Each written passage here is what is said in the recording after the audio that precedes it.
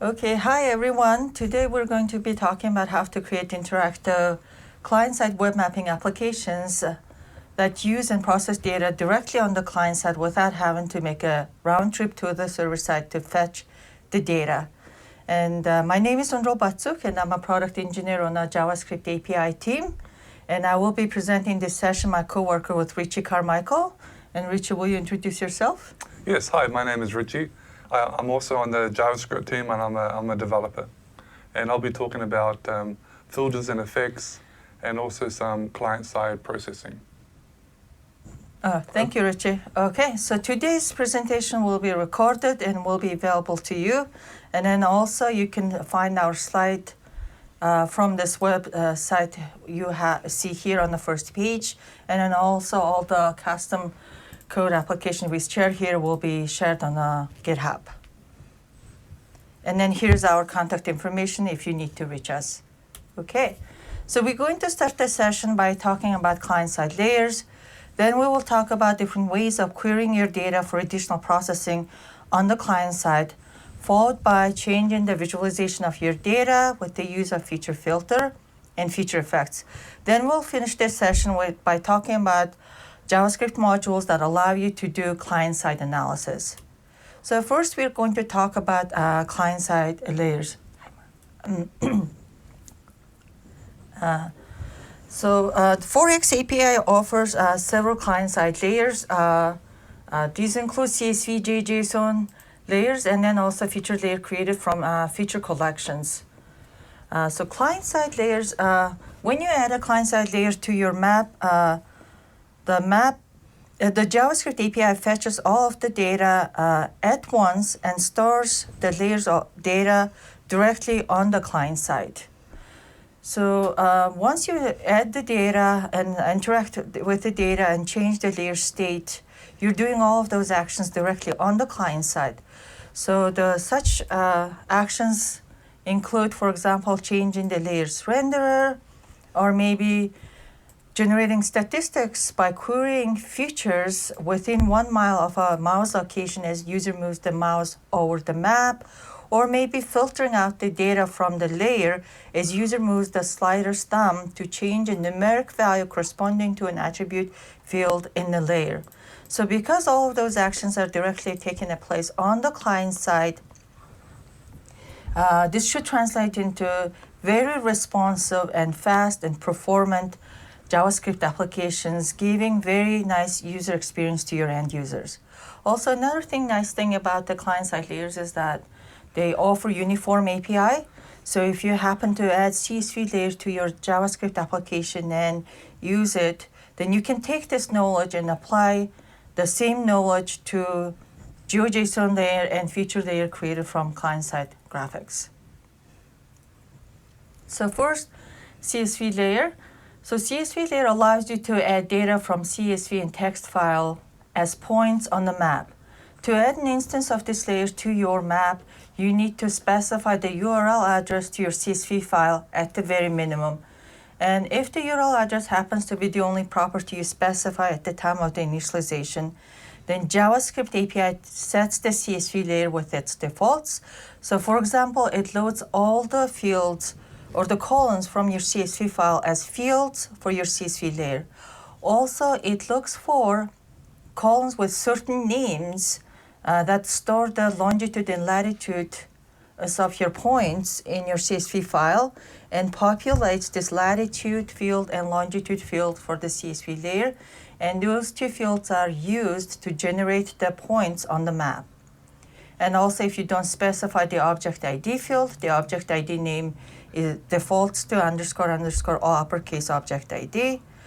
It also assigns a simple render to your CSV layer, but the API won't set up things like the pop-up template or time info property.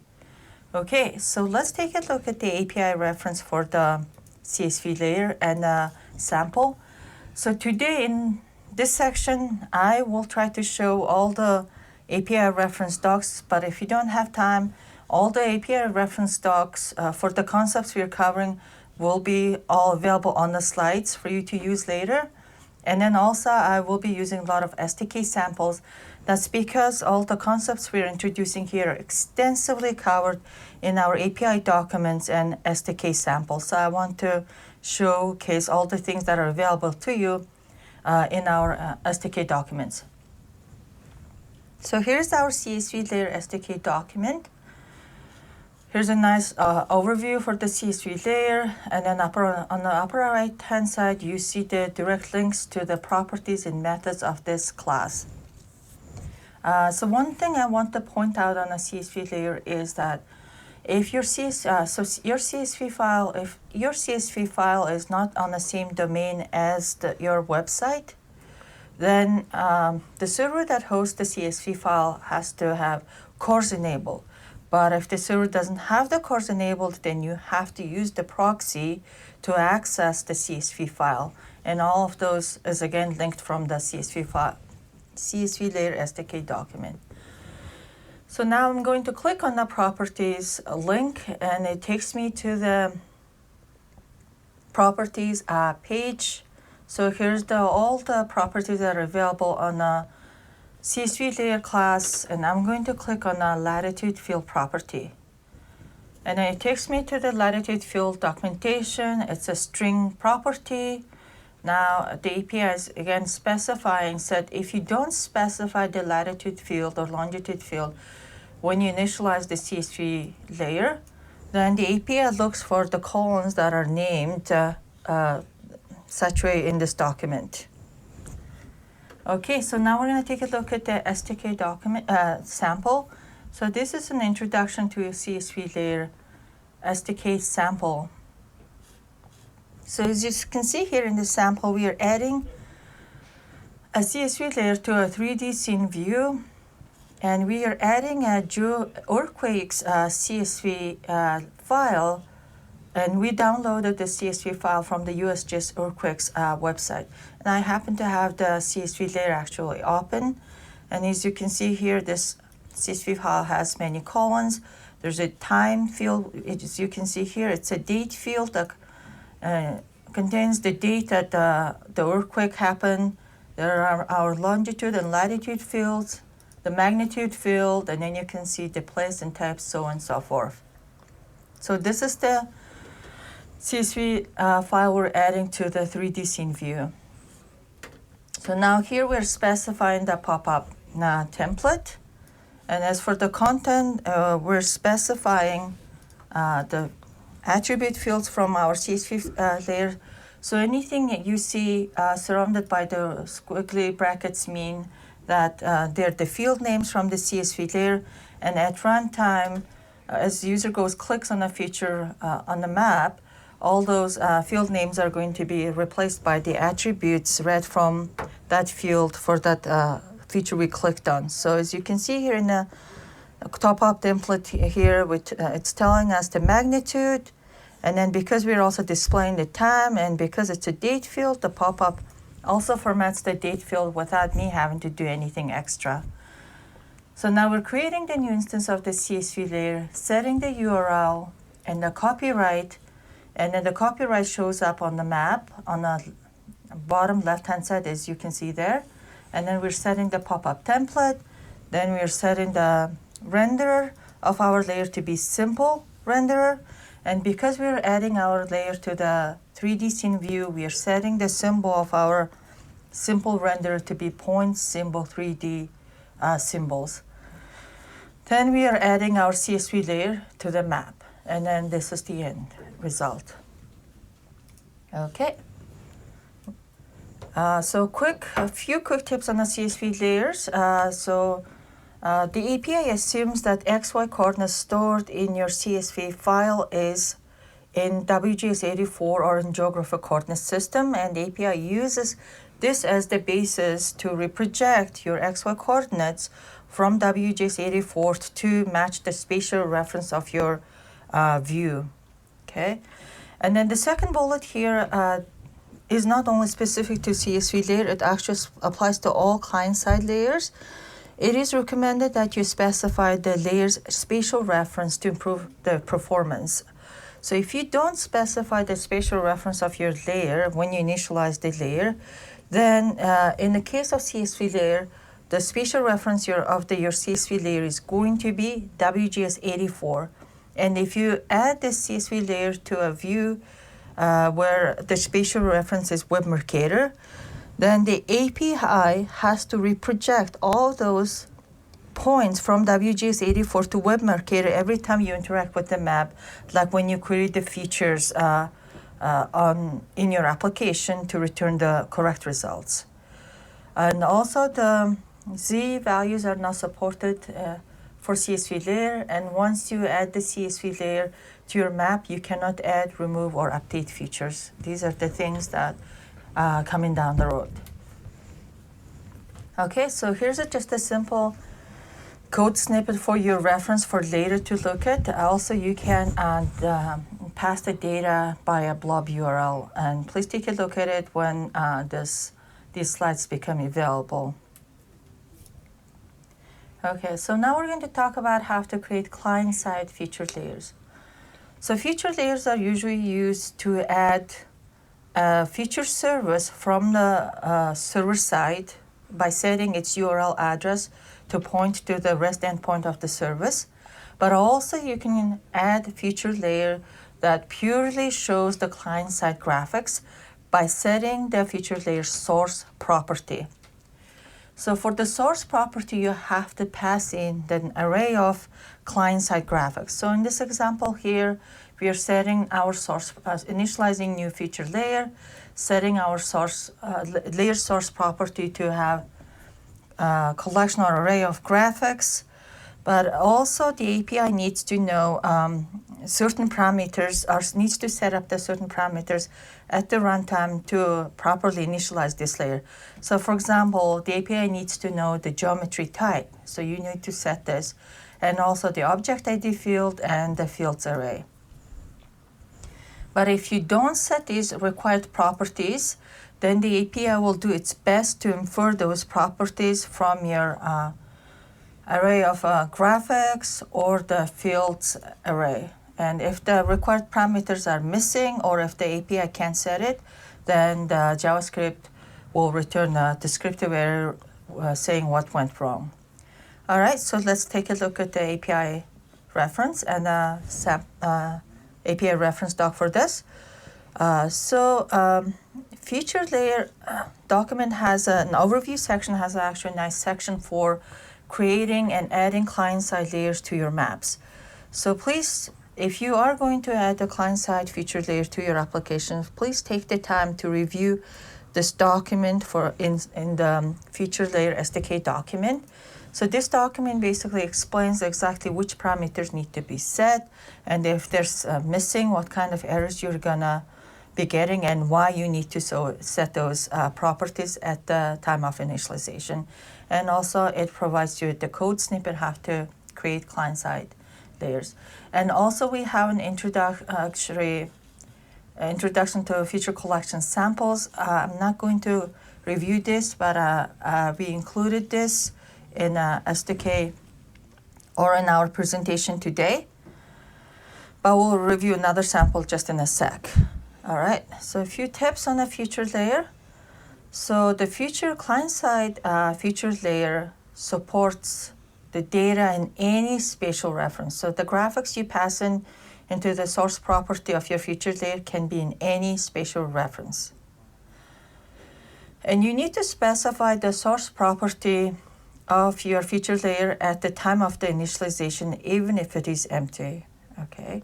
So if you need to add, remove, or update features at the runtime from your client-side feature layer, then you must use apply edit methods to do so. And once you add, remove, or update features, then you must call query features method on the feature layer class to get the updated feature collection or the graphics collection. All right, so let's take a look at an SDK sample that does that. So in this sample here, you can see there's nothing is displayed except for the base map when the sample initializes. That's because we're creating a new feature layer. Then we are not setting the source property of our layer Okay, so this is an empty area. That's why we don't see anything on the map. So then there are two buttons in this sample. I can add features and remove features from my client-side feature layer. Okay, so let's see what's happening as we do that. All right. So when the user clicks on the Add Features button, this Add Features function is being called, and we are creating an array of graphics, right? So these are our client-side graphics. Then we are setting the Add Features parameter to point to all the graphics we just created. And we're going to pass this object to the Apply Edits method of our features layer. So the Apply Edits, so here we're calling the Apply Edits method. How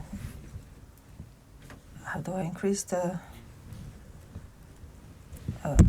So we're calling the Apply Edits method and passing in the edits parameter. So if you want to add the features, you set the Add Features parameter for your Apply Edits method and pass in the array of graphics you want to add. But if you want to delete the features, then you set the delete parameter of your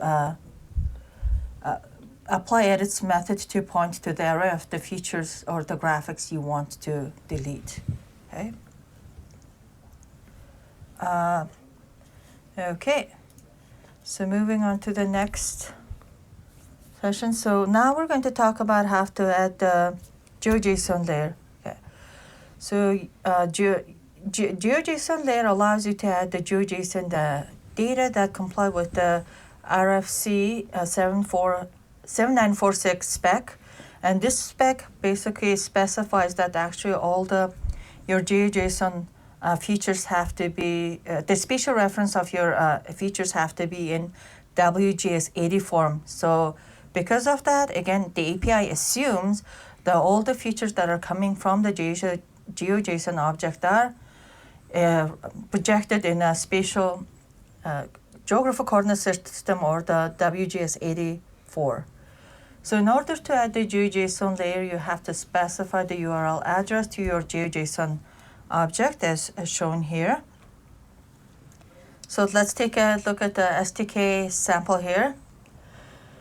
So this sample here again adds the USGS earthquakes GeoJSON features through the GeoJSON layer, and also as you can see here we have a time slider, and then we are displaying actually earthquakes that happened in this neighborhood from May 25th, 2019 through June 19th, 2019.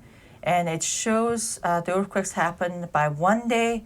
And as we're showing also, we're fading out the older earthquakes in the background with the use of feature effect. And Richie will be covering the use of feature effect later in the session. So let's take a look at how this sample was done. So we're creating a new instance of a GeoJSON layer. We are setting the URL address of our GeoJSON to point to USGS earthquakes GeoJSON object. Then we're setting the time info property on our GeoJSON layer. So the GeoJSON file has a time field, which is a date field, which basically corresponds to the time of the earthquakes. Then we're setting the interval on our time info object, and we're setting it to 1 day. Okay, and then we are setting a simple renderer with visual variables, then a pop-up template. Then we're adding our GeoJSON layer to the map. Okay, then also you can see we're adding a new time slider widget to our map. Then when our layer loads, then we're getting a reference to the layer view that corresponds to this GeoJSON layer. And we will cover the concept of layer view again later in this session. So here we are setting the time extend property on our time slider widget. So as the time slider time extend changes, we are setting the effect on our GeoJSON layer view, okay? Basically, this effect allows us to show the fade out all the older earthquakes while emphasizing the earthquakes happened for the current time extent. And the effect will be covered extensively in Richie's session later. Okay. All right. So again, we recommend that you specify the layer spatial reference for performance. And we support the feature and feature collections from JSON objects. If you want to add and remove and update features from your JeoJSON layer at runtime, then you have to call the apply edits method on your JeoJSON layer, just like how we did it for the client-side feature layers. So one thing I want to point out is even though JeoJSON spec supports mixed geometry types, the JavaScript API does not support the mixed geometry types, just to be consistent for the other layer types in the API. Again, we have a code snippet that shows you how to create a blob URL from JSON object and add that to the JavaScript API application for your reference. All right, so a few quick tips on the client-side layers. So each implementation of the JavaScript API uses the client-side query engine. So meaning that the implementation for the query engine is same for all client-side layers. And when you use query methods on your client-side layers, you would expect the same API and same results, okay, regardless of which layer you're using. Also, we suggest that you use GeoJSON or CSV layer. As you saw, the GeoJSON layer actually supports points and line and polygon geometry types, while CSV layer only supports the point geometry types. Okay, and then because we are creating the CSV layer from text files, then the API has to make a lot of investigation and educated guesses to guess whether the field is a string field or numeric field, so it has to do a lot of investigation. So it is a labor-intensive process to set up the CSV layer. And then, of course, always use the copyright property to do a proper attribution. So now we're moving on to the query. Okay, so query basically allows you to select subset of features from your layers based on their attributes or based on their location in relation to other geometries on the map or based on the time extent. So the queries can be done on the server side or on the client side. Okay, so there are many different query methods available in the API on the layers and also on layer views. Okay, so at this point you may be asking what layers and what is exactly is a layer view. So that's what we're going to review next. So before we do that, actually I want to quickly talk about the server-side layers that will allow you to query features from its data. Okay. So these server-side layers include basically feature layer created from a feature service and a scene layer. Okay, so these layers will allow you to query the subset of its features. And then, of course, all the client-side layers will allow you to query its features. So each of those features, each of those layers we talked about will have a corresponding layer view. Okay, so all the layers in the API has a layer view. Okay, so the layer view represents the view for a layer after it's added to the view. Okay, so it's basically the view representation of all layers you added to the view. And layer view API is a layer agnostic. It doesn't care which layer it represents. It just gives you the same API regardless of which layer you're working with. Okay, so all those query methods we're talking about are also available on the layer view. Okay, see, if you call any methods on the layer view, then you are running those methods against the features that are available for drawing on the client side. Okay, so if you happen to call a query method on the layer view, you're running that query against the features that are available on the client side. If you call the query method on the layer, then you're running the query against all the features that are available for that layer. Okay, so let's just kind of talk about when you are making a client-side query. So I want to make the distinction, the client-side query and server-side query here quickly. So actually, if you call the query method on a feature layer created from a feature service and a scene layer, then you are making a round trip to the server because you have to run the query against all the features that is available on the layer or on the service, okay?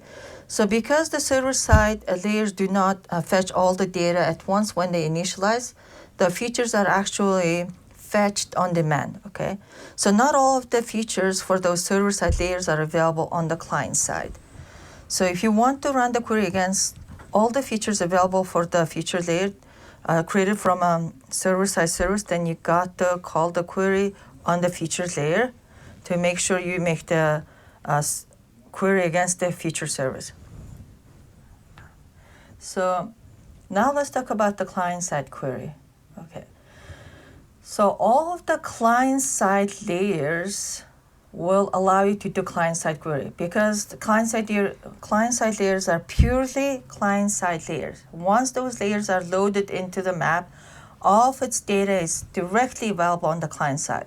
Okay, so all of the layers, right, seen here, and all of their corresponding layer views that you see here have all these query methods. You will see query features method, query feature count, query object IDs, and query extend methods on CSV and GeoJSON and feature layer classes.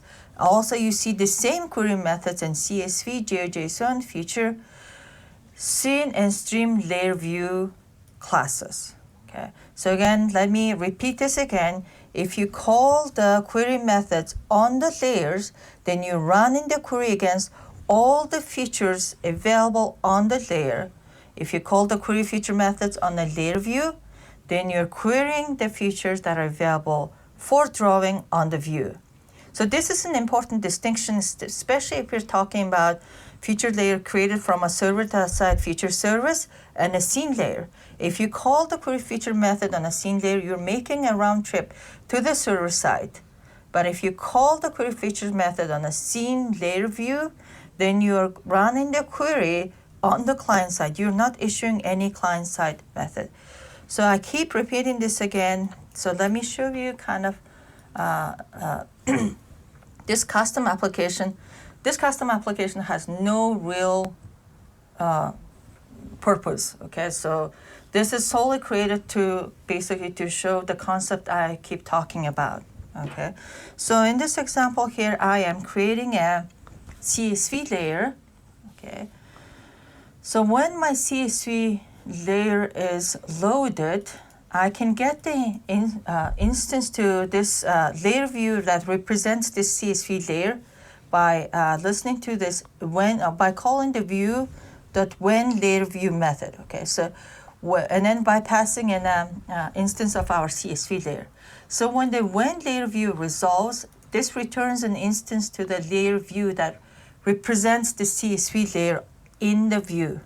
Okay, so once I have the reference to the layer view, now what I'm doing here is I'm calling the query features method on the CSV layer, and also I'm calling the query features on the layer view. Okay, so I'm calling actually this query feature method without the query parameter. So if you call the query features method empty, then what it happens is it will return all the features that are available on the feature, or all the features that are available on a layer view. Basically, you're running the query parameter with the where clause equals where a clause is 1 equals 1, querying everything. So once we get the results, all we're doing here is just getting the number of the features returned from this where clause. Okay. So as you can see here, if we call the query features method on the layer, it's returning 26,845 features, but the layer view query features method is returning only 11,424 features. So if I zoom out, then you will see this feature count for the layer view will go up. If I zoom in, obviously it will go down, okay? So again, that's the distinction I'm trying to make here. Layer view query method will return or run the query against only the features available for the drawing, while the layer runs the query against all the features available for the layer. So another important point I quickly want to make here is notice that I'm not setting the spatial reference for my CSV layer here.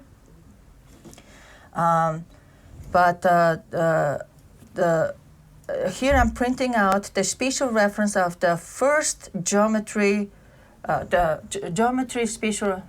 spatial reference of this first graphics geometry. Okay, so as you can see here, actually in the layer, it is set to WGS 84, while the first graphics geometry's spatial reference is Web Mercator.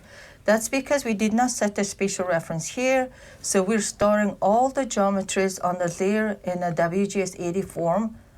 WGS 84, because we are displaying those features on the map, the geometries that are stored on the layer view are already projected into the spatial reference of the view to match the view's spatial reference. So if you query the features on the layer, then the layer has to actually project all of these layers to match the view's spatial reference to return the correct result. Okay, so one last example that I want to show before I hand the presentation over to my coworker Richie. So here's another sample. And I just want to point out there are a lot of samples that actually shows you how to create features on the client side and server side and so on and so forth, okay? So in this example here, we are actually adding a feature layer from a feature service, actually in this ArcGIS online portal item. So this is a server side feature layer we're adding.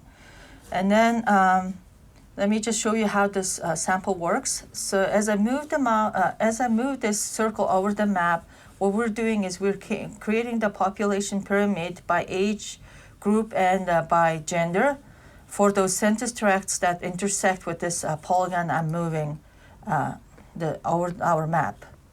Okay, so then on to the code. So when the layer is loaded, sorry, I'm just going to scroll down a little bit.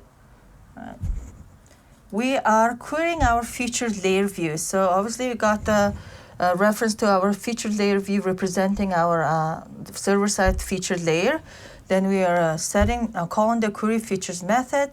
Here is our query feature method being set. We're setting the out statistics definition. The out statistic definition basically is given a sum of all the age groups by the gender for all those census tracts overlap with this circle here. And then we're setting the geometry of our query to this circle. Okay, and then we're running the query. So as you can see, you know, our chart updates really fast. It's a nice and responsive application. Things are really seamless. You're not seeing a lag or choking here. So now I actually opened up our network request. So as I'm moving the mouse over the map, even though we're interacting with the server-side feature, we're not sending any server-side network requests to query these features. That's because we are querying the features that are available for the drawing on the client side with the use of feature layer view. Okay, so this is what I want to point out. Okay. So quick, a few query tips before I give this back to Richie. So if the speed and responsiveness is very important to you, then yes, for the server important to you, then for server-side queries, please don't use the query methods on the layer. Instead, use the query methods on the layer view. But for client-side layers, it doesn't matter whether you're using the layer or the layer view. If you need to query all the features for your query, then yes, please use the layer instead of the layer view, because layer view runs the query against features for the features available for drawing. Okay, so with this said, I run out of time. I'm going to pass this to my coworker Richie, and thank you. Thank you, Andrew. That was very interesting. I'm going to start off by talking about filters. Filters, as the name suggests, is a way of filtering out features from the display, or more appropriately, hiding features from the display. And we do this by specifying one or more conditions. These conditions can be spatial, aspatial, or temporal. So as Andrew was talking about, all these operations, these conditions are applied to client-side features. These are features that are already downloaded to the browser, so no additional requests are made to the server. And for that reason, it's extremely fast. Here's an example of a spatial filter. So what's happening here is that when the mouse is moved, only those buildings that are close to the mouse are being displayed. So again, when the mouse moves around the screen, those buildings that are within a 10-mile radius are rendered on the screen, and those that are outside the 10-mile radius are not displayed. And here's an example of an aspatial filter. So if I have a layer view that contains many earthquakes, this filter will filter out all earthquakes that have a magnitude of less than 7. And lastly, here's a condition that's a temporal condition. Here we're saying, again, if we have a layer that contains, say, earthquakes, only show those earthquakes that occurred in the years 2000 to 2007. All other earthquakes will be hidden in the view. So I have an example of filters being used. So here we have a few hundred or 1,000 earthquakes that are currently all displayed, and I'm applying a filter to the view. So as I slide this lower part, only displaying the larger earthquakes on the screen, and all other earthquakes are being hidden. And here's an example of the feature filter that's been used and assigned to the filter property of the layer view.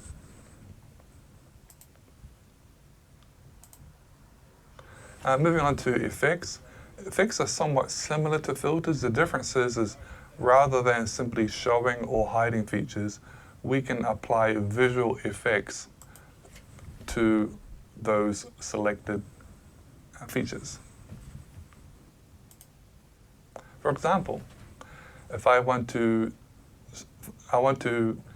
gray out those earthquakes that have a magnitude of less than 7, I can apply a grayscale and opacity to the excluded features.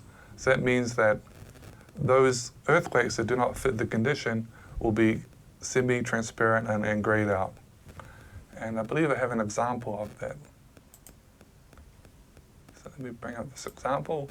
See, we have many thousands of earthquakes that happen over the past 100 years. And with this time slider, I'm able to only display a certain amount of features. For example, let's say earthquakes that occurred in the last 8 or 9 years, and all other earthquakes, the earthquakes that are excluded, are shown as a semi-transparent gray dot. So in this example, this is a very effective visualization because I can see how the most recent earthquakes compare to all historic earthquakes.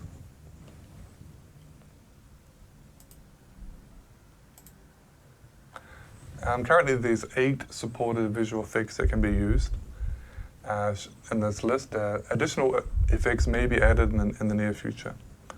And you can just visit this link. This is the MDN website that talks in greater detail about each of these effects and how they can be used.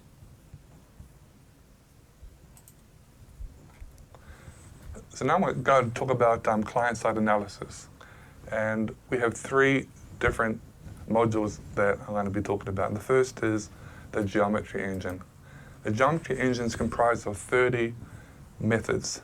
And basically these methods can be grouped into 3 types of operations, I guess.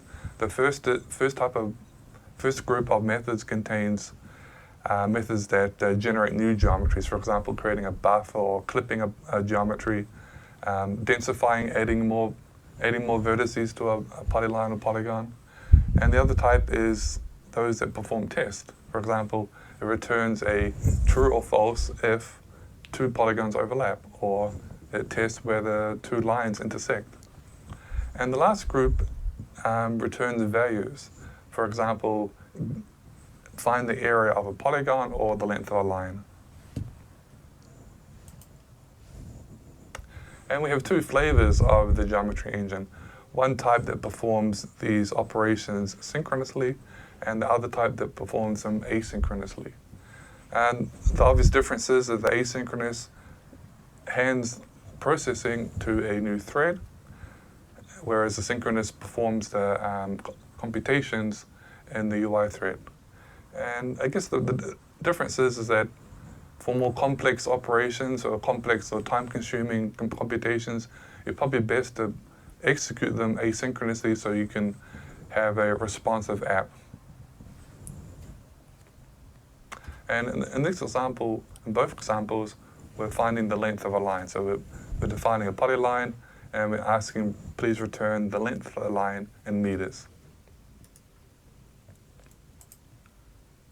So I'm going to give a quick example. This is actually written by my colleague in the meeting today. So here we have a sketch of a polygon.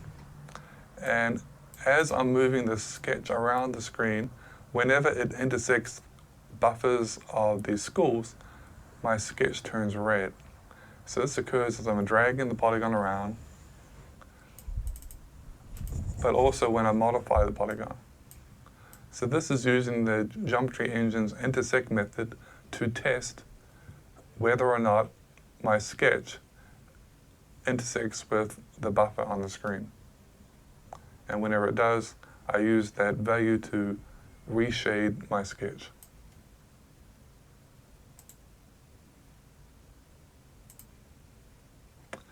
So prior to the introduction of the geometry engine, the way of performing these sort of operations is with a geometry server.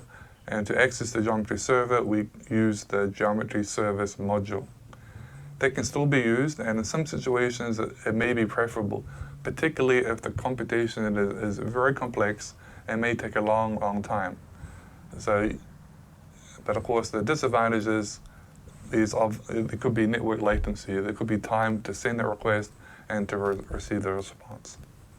But it is possible to continue using it.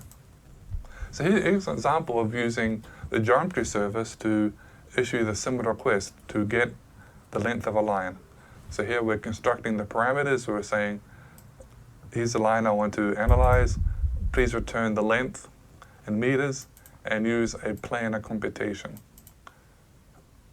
And it submits it to, this is the geometry server where the response will be sent. And lastly, the response is returned asynchronously, and we can print the length of the line to the console.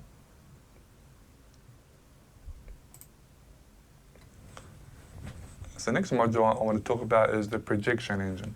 This is a module that's used to project coordinates between coordinate systems, both projected or geographic coordinate systems. Interestingly, the projection engine is based on the same code that is used in both the runtime and the desktop products. The projection engine is actually written as a WebAssembly. This is a new type of compiled binary that browsers can use, but unfortunately not all browsers can support WebAssembly. Particularly Internet Explorer does not support WebAssembly, so you can't use the projection engine with IE. So here's an example of how to use the projection, or how to load it up. So in the first line, we're instantiating the projection module, and then we're asking the projection engine, are you supported on this browser? So here's an example where IE11 might return false because it's not supported. And lastly, we're checking, is the projection engine already loaded? If not, then we're going to load it up. And the reason we go through those last steps is because loading the projection engine is extremely expensive. It takes a good amount of time. So you may only want to do this only when necessary.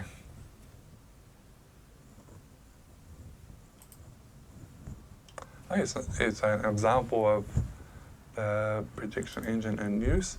So we've got some features of the world, and they're currently using a world projection, the equal Earth Greenwich, and we can change to the world fuller. So right now the projection engine's been used to reproject these features of the countries of the world to the fuller projection.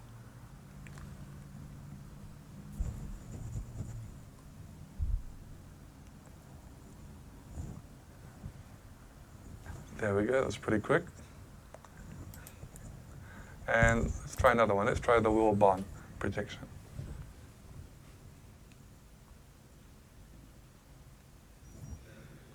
And for some reason, I really love this projection.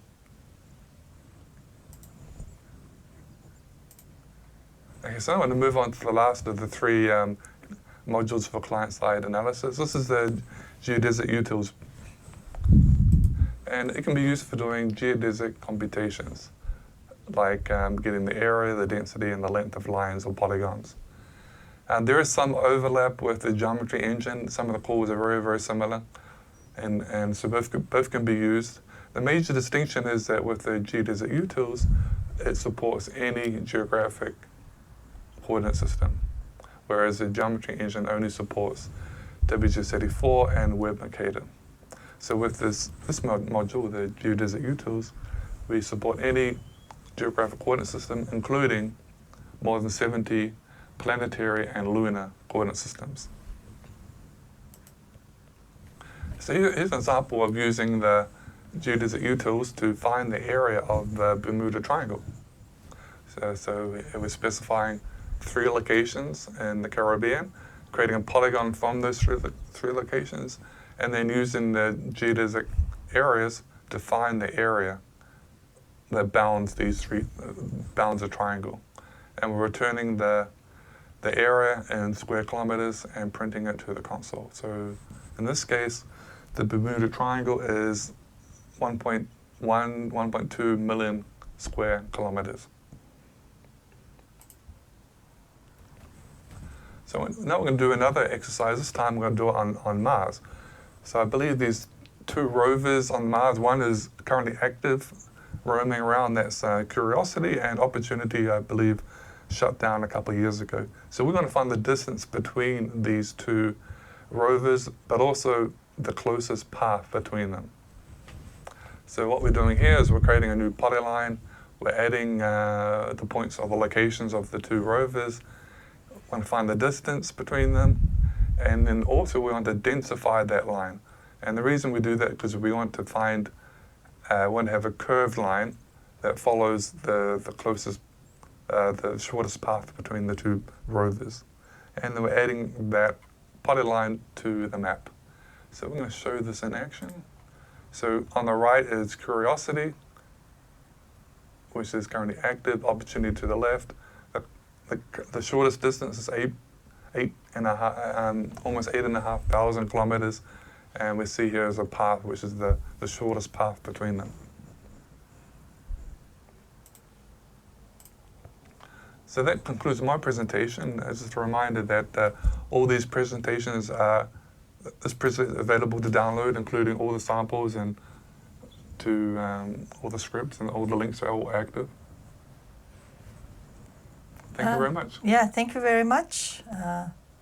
And if you have any questions, like I said earlier, all our contact information is available on the first slide of this page. So please don't hesitate to reach out to us. Thank you. Thanks.